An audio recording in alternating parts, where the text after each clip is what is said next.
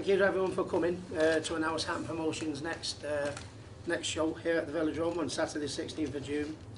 The Road to Glory. Really proud, you know, in the 3 years that Hatton Promotions have been going, I would probably say this is the best promotion that I would have been involved in, and not just because of the venue that we've come to and the attendance that will be on the night. I think the bill speaks for itself. It's absolutely second to none.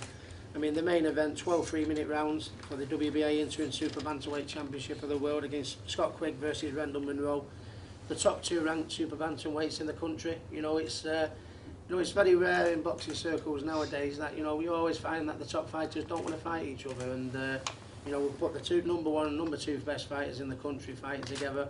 I think it's a fight of the year in the making. You know what I mean? It's Rendall's been the former European champion, world title challenger, and he's been the number 1 in the division for quite a number of years now.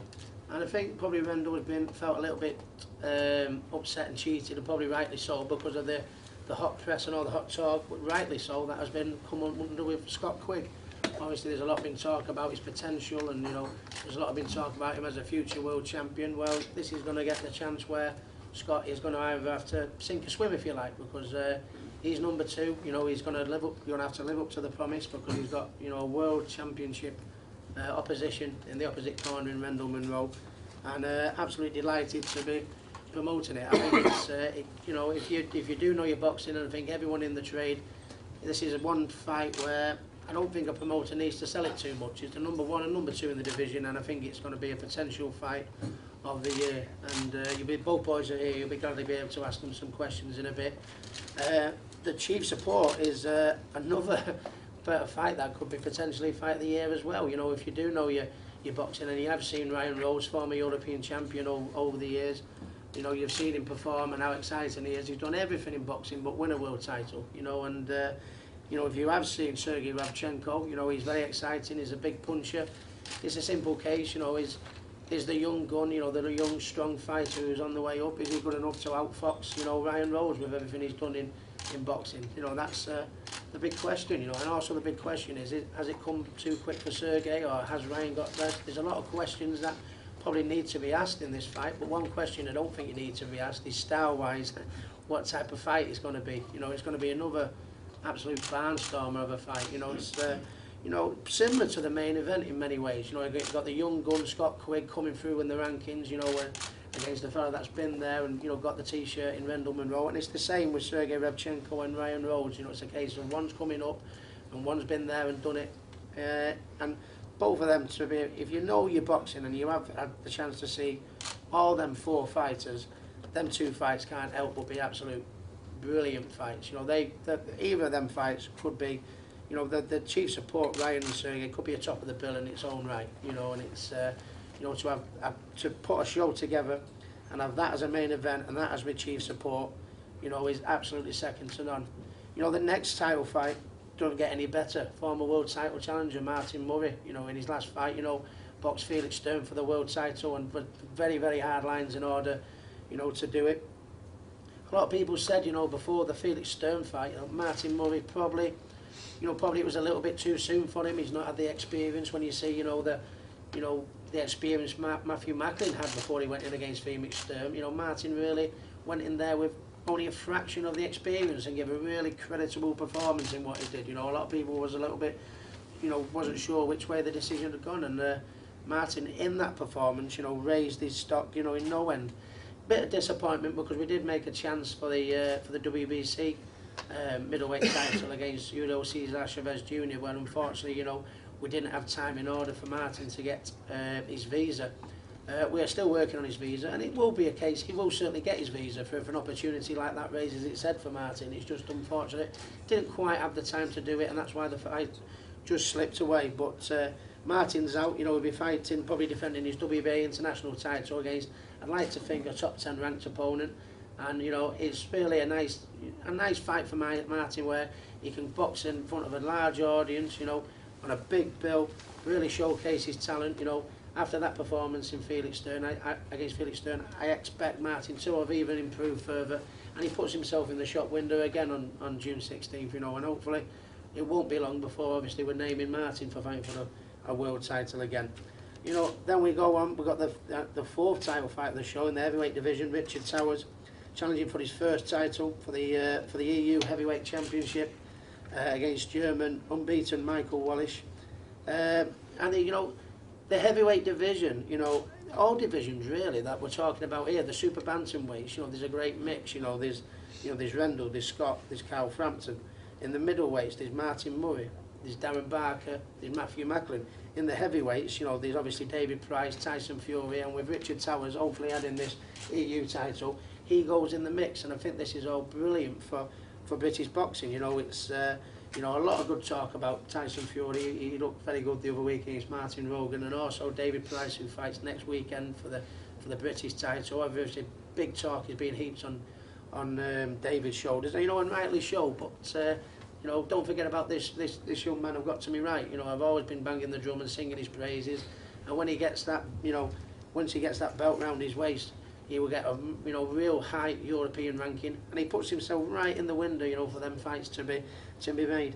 And when you look at all them 4 fights, they could have stood alone and been top of the bills in their own right, you know what I mean? And we're very fortunate, and I'm very fortunate to have put this show together where I've got all them 4 fights all on one bill. And it's absolutely delighted to it. You know, being at the Velodrome brings back a lot of happy memories. You know, I boxed here against Jason Rowlands, you know, many moons ago. And I think we got about 5,000 in, you know, for that one. And when you look at the quality of the card that we put together here, you know, I'd be a liar if I didn't think we can, you know, get up to capacity and fill 5,000, you know, for this show. It really does right. None of the fights really need selling. Martin Murray speaks for himself, you know, with challenging Felix Stern in the brave performance that he did. Richard Towers, obviously going to put himself in the shop window and, you know, get everybody talking about the exciting heavyweight division. The British heavyweight division is the best it's been for a number of years now. It was a little bit dull at one point, but I think we can't say that about the British heavyweight division today. And needless to say, the chief support, Ryan Rhodes and Sergey Rabchenko and Scott Quigg and Rendall Munoe, they'll be battling to which is the best bout of the night for that. I think it really is a second to none bill. And on the undercard, we've got the next champions coming through. Adam Etches from Sheffield and Scott Jenkins, also from Sheffield, are going to come through. Big, good ticket sellers, exciting prospects. You know, hopefully they can continue the career. And also Ryan Dahl and Jimmy Kelly, both prospects from Manchester that are both unbeaten. So, you know, we've got the champions. You know, all in great 50-50 title fights. We've got the champions of next year coming through. And I'm very proud. I'm very proud of the shows that I put together in the 3 years that I have been doing this promotional game. But I think without doubt, this by a country mile is the best that I will have put together. And I'm sure it will be a packed bill, you know, and a packed bill, packed house, and the fights will certainly not disappoint. It's one of them very few shows. I really don't need to sell it. You know, if you all know your boxing like you do new here, I don't need to harp on any more than what I've done. But just, it's great to come back to the Velodrome. It's great to be associated with all the lads on the top table tonight. It's going to be a real exciting show. And just every time I have a show, I always get excited, you know, because obviously I've been in there, I've done the game myself, and now the whole reason I went into promoting is to be able to sit at the table and put a show together like that. Makes me feel very proud. But nothing more for me to say. You know, the stars of the show are all here on the top table, and if anybody would like to ask them questions, now's your time. Please fire away. Richard, what do you know about your opponent? Yeah, I've watched a little bit of footage, and you know, I've had the pleasure of speaking to Johnny Nelson, and Johnny Nelson fought a number of Germans. So I've spoken to him and I've said, what am I likely to expect? And Johnny basically, he said the majority of German fighters, very proud, very tight defence, very consistent with what they do. And you know, I've watched this guy, and I think he boxed the guy who was 24-0 German champion, and beat the guy. And he showed a good variety of different, you know, skills, you know, not that just is a typical straightforward fighter. So I've got to be on the ball, there's no doubt, and you know, this is my opportunity, and it's as simple as this. It's not going to waste, you know, without sounding too big-headed. This is my one opportunity in my life, you know, and I'm coming on with that belt. It's as simple as that. Martin, you've been doing a lot of twittering or tweeting, I don't know what the term is, with Macklin and saying things about him. What do you stand on Macklin at the moment? It's no secret that we don't like each other. He's just been mouthing off. He's just been going on, you know, it was only in June last year when he was bad-mouthing me, saying not on his level, and, you know, 9-10 months later he's calling me out because he got nowhere to go. But, you know, it's a fighter wants. You know, I've spoke with Richard Fox and my manager and said do whatever they can to make it. I've always said I'd beat him, I'm confident beating him, and, you know, I'm looking forward to getting in the ring with him and, you know, putting a few manners on him. How do you do that, Martin? How do you put manners on somebody? Oh, don't you, hey, where to see. Was Rendall a fight you were always looking for, Scott? Yes, he's number one, and for me to prove I was number one, I have to beat Rendall, and that's the fight I wanted since I won the British title, because in my eyes, until I beat Rendall, I'm not number one, so this gives me the opportunity to do that, and I'm looking forward to the fight. Scott, how unusual is it to be fighting a stablemate, and will that make any difference to your mentality going into the fight? No, it doesn't make any difference. It's a promotional company that promotes both of us, and it just made it easier for the fight to be made. It'll be just as ruthless. Yeah. How much he's obviously quite a bit older than yourself, and Commonwealth, European titles that he's already won. So how daunting a prospect is it for you taking on that level of experience? Yes, it's a massive step up for me. He's dominated European level for a long time. I fought at world level against one of the pound for pound best in the world. He's, like I say, he's quite a bit older than me, but he's still in great shape, and I'm under no illusions it's going to be a tough fight, but one I'm confident and looking forward to. What have you made of Scott? What I make of Scott? Like I said, I'm a man who don't like to blow my own trumpet, you know what I mean? Obviously I'm a 100% confident man. Scott Quigg's a very good up and coming prospect, but I think like the man was saying here that obviously Rendall's a bit older, you know what I mean? I think everyone seems to think that Rendall's getting there and he's at his day now. Rendall's just warming up. People need to realise that obviously I came from the bottom of the ladder to the top of the ladder with a full-time job. I even went to Japan on a full-time job. You know what I mean? Come back, went straight back to work. So right about now with Elite Construction, obviously backing me now, this will be my first fight under where I've not had to go to work and I can prepare properly for it. Like I said this morning, I've got up, I'm just under 9 stone and I'm ready to go, man, I'm ready to go.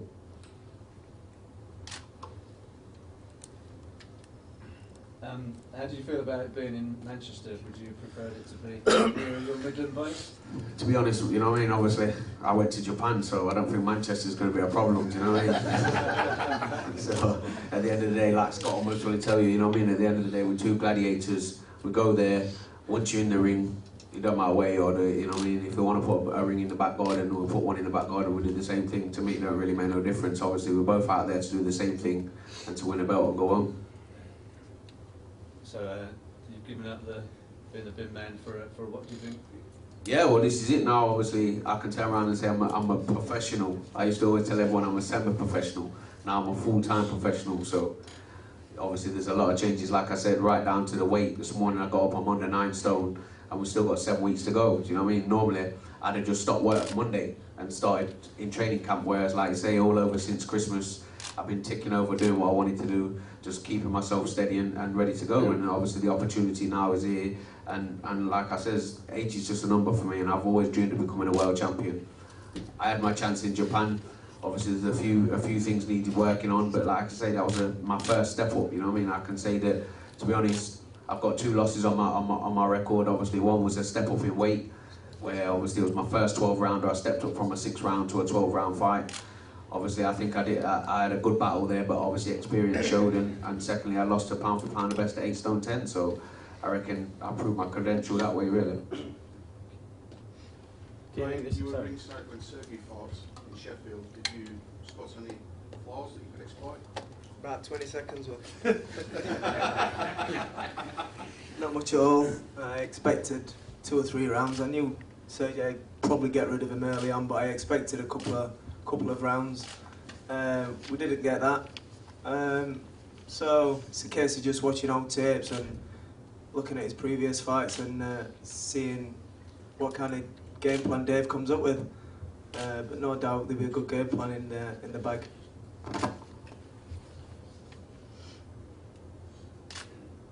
Martin, how's your preparations? Your opponent's not been announced yet. How's that? No, I've not got an opponent yet, but it's you know, I'm not too worried about it. I've got my date, and that's what I'm focusing towards. Just getting fit, getting used to going over the 12-round distance, and you know, we should have an opponent soon. So I've got a great trainer in Oliver, and we can start working on tactics to beat him.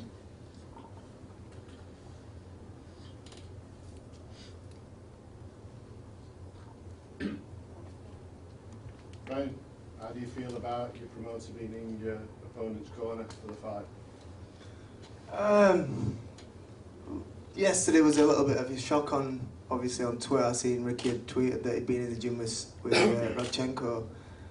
A little bit of a shock, upset, but one of them things. I mean, I remember when I moved with Dave, and I've been with Brendan for 22 years, and I boxed Manu Solara, and John and Dominic was in the corner. Now that was a bit of a shock. That felt weird. But one of them things, get on with it. I think after obviously a few weeks of training, it's going to make no difference, because when he's under pressure and he's in pain, he just goes back to what he normally does. So that's what I'm looking forward to.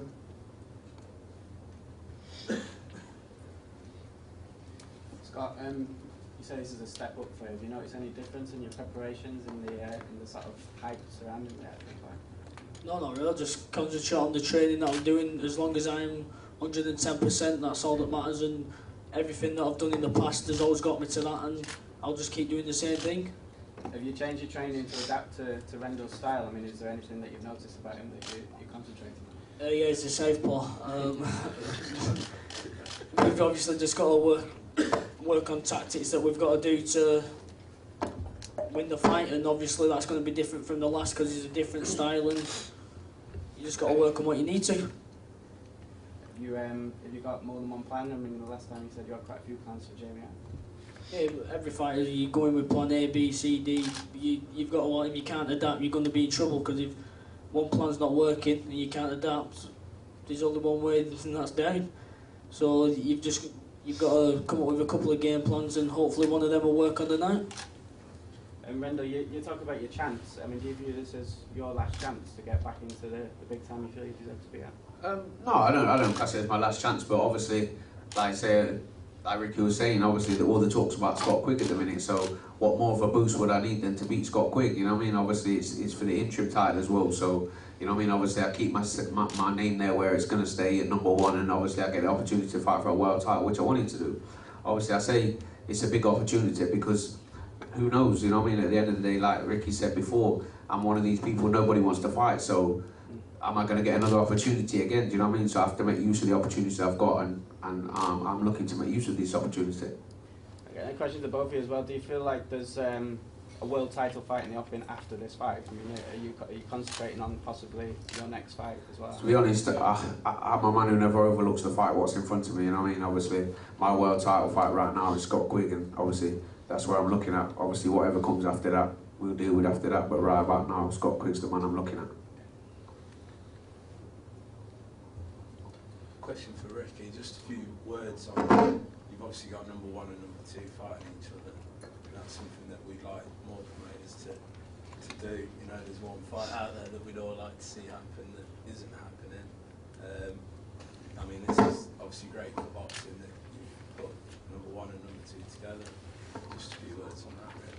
Yeah, absolutely. I mean, excuse me, Rendall come on board with me, and you know, it's no secret that we tried to get Rendall a world title fight. I mean, I've been very, you know, fortunate to to get world title fights. You know, from my brother Matthew, from Ryan previously against Saul Alvarez, and you know, if the opportunity was there, you know, to get Rendall one, it certainly wasn't for the one to try him. But I mean, I think what worked against him was, you know, the performance he put in when he went to Japan. You know, and because he was ranked maybe, you know, 4, 5, 6, you know, I think all the champions, and rightly so, looked at Rendall Munoe as, you know, a southpaw, you know, a good, you know, tough opponent. Why would we want to fight Rendall when, you know, unless we had to, you know, really, you know, because I mean, obviously they knew, whoever knew they were going to fight Rendall knew they were going to get a tough job. So I wasn't able to secure him that world title shot, and I mean, in order, we was able to make it for the WBA interim world title, which obviously that will shoot them up to the,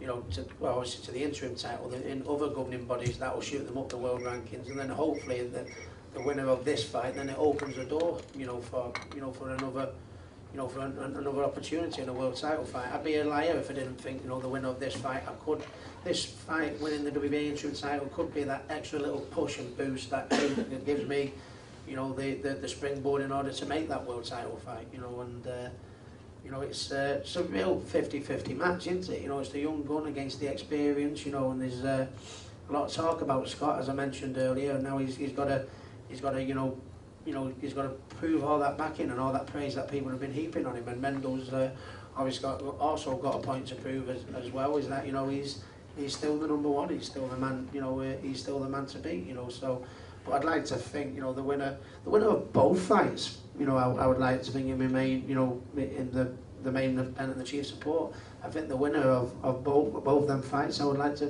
think I could push on and get a world title for them.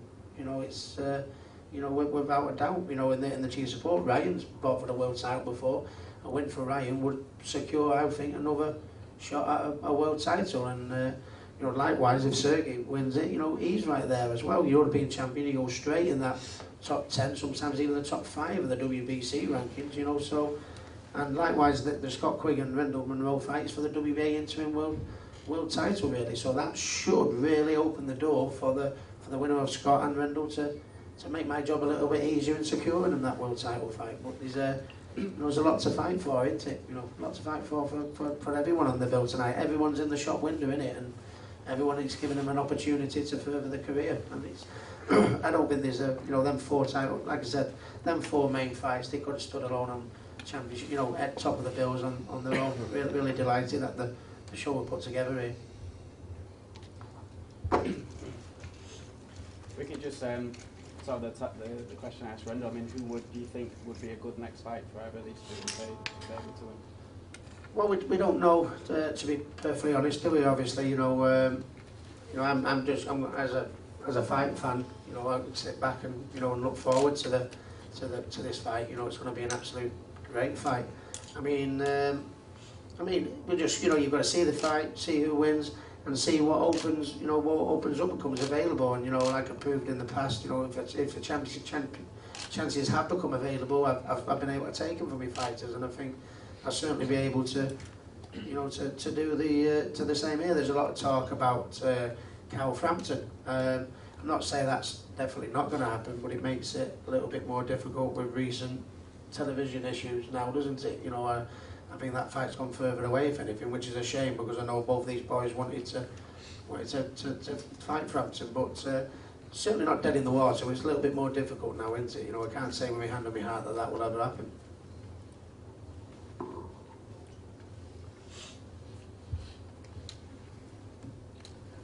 We've done jets. The lads will be outside for the fourth opportunity, and then they'll come back inside for one-on-ones. So, just a quick reminder: anybody is after tickets, goes without saying that the tickets are still available. That you can get them on Ticketmaster.